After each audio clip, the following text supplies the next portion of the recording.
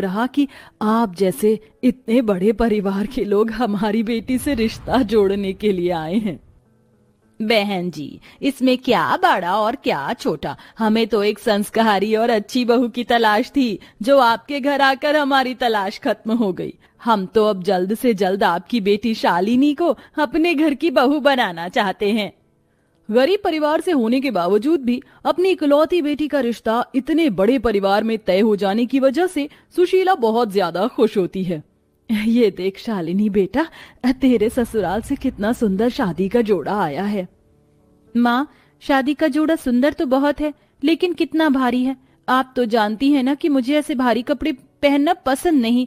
इतनी गर्मी में मैं इतना भारी लहंगा कैसे पहनूंगी। शालिनी बेटा, तुझे कौन सा ये शादी का जोड़ा पूरे दिन पहन के रखना है।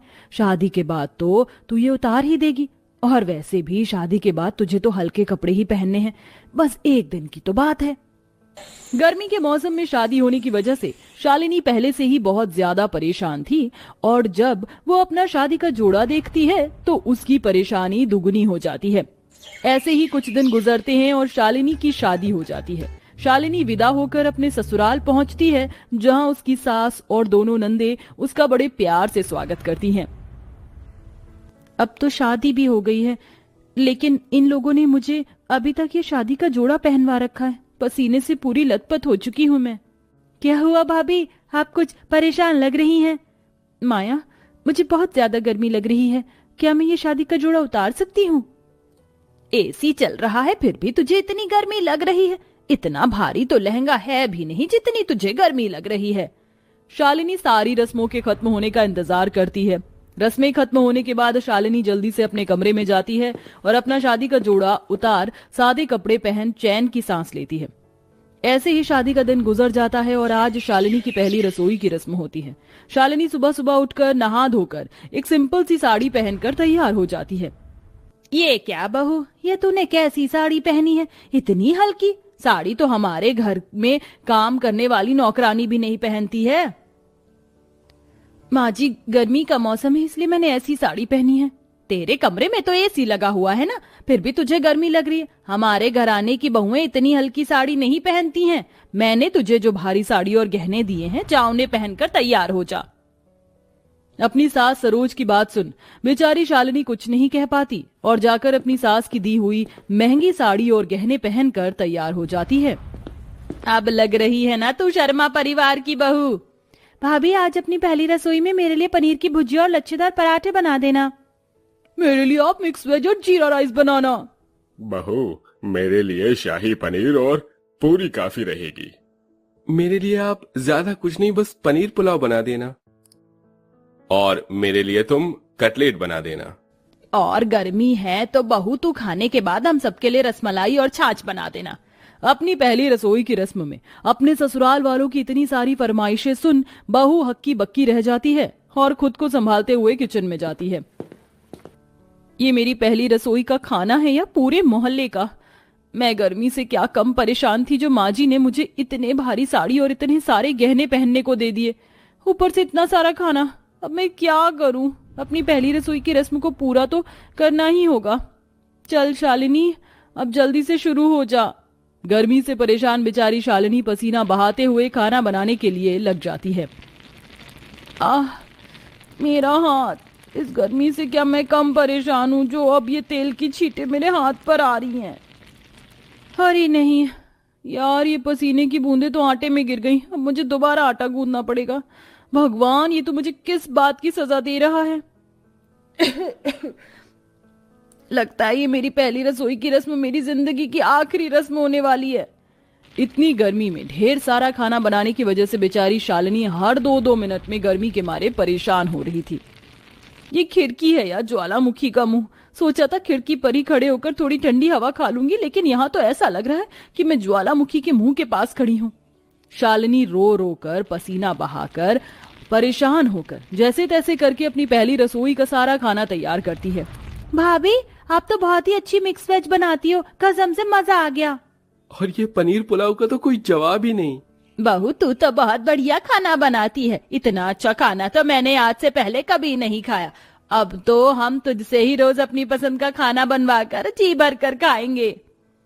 हे भगवान, इसका मतलब अब मुझे रोज गर्मी में इतना सारा खाना बनाना होगा, वो भी इतने भारी कपड़े और गहने पहनकर। अपनी सास की बात सुन शालिनी बहुत ज्यादा डर जाती है और सब कुछ भगवान के भरोसे छोड़ देती है। ये क्या शालिनी बहू, तूने अपने कंगन क्यों उतार दिए और ये कांच की चूड़ियां क्यों पहन ली?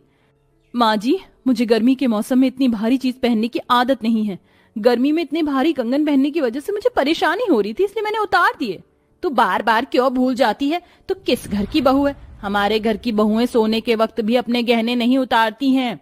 और तू है कि थोड़ी सी गर्मी से परेशान होकर अपने सोने के कंगन उतार दिए। जा जाकर पहन ले और आइंदा अपने गहने उतारने की कोई जरूरत नहीं है, समझी? थोड़ी बहुत गर्मी बर्दाश्त करना भी सीख।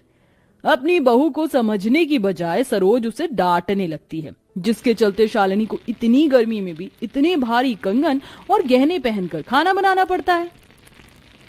ये लो माया, तुम्हारा लंच। भाभी, ये आपके गले पर कैसा निशान है? ये निशान ये तो हार की वजह से है, गर्मी में रैशेस हो गए हैं, लेकिन कोई बात नहीं, दवाई लगाऊंगी तो ठीक हो जाऊंगी। तुम नाश्ता करो, मैं तुम्हारे लिए जूस लेकर आती हूँ।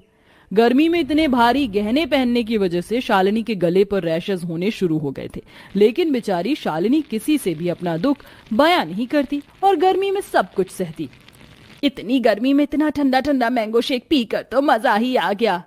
भाभी, आपकी तबीयत तो ठीक है ना? कुछ दिनों से देख रही हूँ, आपका चेहरा काफी उतरा हुआ सा लग रहा है। गर्मी की वजह से थोड़ी तबीयत ठीक नहीं है, इसलिए ऐसा लग रहा है। फिर तेरा गर्मी का नाटक शुरू हो गया बहू। कहाँ है इतनी गर्मी? थोड़ी बहुत गर्मी तो इंसान को बर्दाश्त भी करनी चाहिए। अपनी माँ के मुंह से ऐसी बातें सुन माया और माला को अपनी भाभी के लिए काफी ज्यादा बुरा लगता है। दोनों नंदे हमेशा देखा करती थी कि कैसे उनकी भाभी दिन रात इतने भारी कपड़े गहने पहनकर गर्मी में सारे काम करती थी। ऐसे ही वक्त गुजरता है और अब धीरे धीरे शालिनी की तबीयत काफी ज्यादा खराब रहने लगती है और एक दिन शालिनी की तबीयत इतनी ज्यादा खराब होती है कि वो खाना बनाते बनाते ही बेहोश हो जाती है, जिसे देख सब लोग जल्दी से डॉक्टर को बुलाते हैं। घबराने वाली कोई बात नहीं है, बस गर्मी की वजह से इनकी तबीयत खराब है। गर्मी की वजह से? लेकिन डॉक्टर साहब, मैं तो अपनी बहू से गर्मी में कोई काम नहीं करवाती, तो इसकी तबीयत कैसे खराब हो गई? माँ, आपने इतनी गर्मी में भाभी को रोज इतनी भारी साड़ी और गहने पहनने पर मजबूर किया, उनसे ऐसी हालत में गर्मी में किचन में काम करवाया, और आप ये कह रही हैं कि आपने उनसे ऐसा क्या काम करवाया? भाभी की जगह कोई और लड़की इस घर की बहू बनकर आती तो वो कभी भी इतनी गर्मी में साड़ी नहीं पहनती। उन्हें गर्मी से हमेशा परेशानी होती रही। हम देखते थे कि उनके गले पर, हाथों पर रैशेस हो चुके हैं, लेकिन वो बेचारी किसी से कुछ ना कहती और आपकी खातिर सब कुछ सहती रहती। आज जो उनकी गर्मी की वजह से तबीयत खराब है ना, उसकी जिम्मेदार सिर्फ आप हो। माला और माया की बात सुन सरोज कोई जवाब नहीं दे पाती और वहां से चुपचाप चली जाती है। 2 दिन बाद जब शालिनी ठीक होकर रोज की तरह किचन में आकर खाना बनाने लगती है तो देखती है कि ये क्या, किचन में ये एग्जॉस्ट फैन और एसी कब लग गया? चौंकने की जरूरत नहीं है, ये एग्जॉस्ट फैन और एसी मैंने तेरे लिए लगवाया है। अब तुझे गर्मी में किचन में खाना बनाने में कोई भी परेशानी नहीं होगी बहू। मुझे माफ कर देना, मैंने तुझे हमेशा भारी साड़ी गहने पहनने पर मजबूर किया और तू बिना कुछ बोले उन्हें पहनकर घर के सारे काम करती रही। मैं ये कभी समझ नहीं पाई इन चीजों से तुझे गर्मी में कितनी ज्यादा परेशानी होगी, लेकिन जब तेरी तबीयत खराब हुई तब मुझे जाकर एहसास हुआ बहू, आज के बाद तुझे इतनी भारी साड़ी गहने पहनने की कोई जरूरत नहीं है। जब हम लोग कहीं बाहर जाएं तभी तू ये सब पहनना। माँ जी, मैं हमेशा सोचती थी कि गरीब घर की बेटी होकर अमीर घर की बहू बनना कितना ज्यादा मुश्किल है। मैं हमेशा इस बात से परेशान रहती थी, लेकिन आज मैं बहुत ज्यादा खुश हूँ। इतना कहकर शालिनी अपनी सास सरोज के गले लग जाती है और जाकर सिंपल सी साड़ी पहनती है। किचन में एग्जॉस्ट फैन और एसी लगने की वजह से अब शालिनी को कोई परेशानी नहीं होती थी और वो बिना किसी परेशानी के गर्मी के मौसम में आराम से खाना बनाया करती थी।